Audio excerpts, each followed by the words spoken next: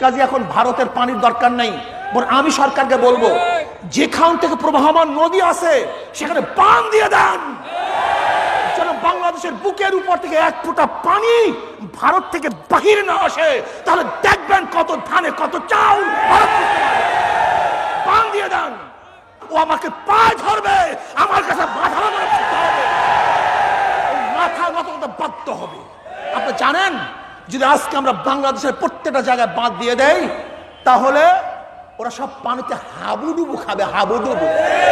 ভারত বন্দুক্ত করে কাউকে কিছু দিতে পারে না, শুধু নিতে পারে। কিন্তু আজ পর্যন্ত ভারত সরকার আন্তর্জাতিক আইনকে লঙ্ঘন করে সে আমাদের ন্যায্য হিস্সা দেয় নাই।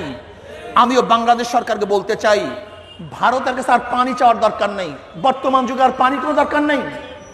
এটা এক সময় ছিল যখন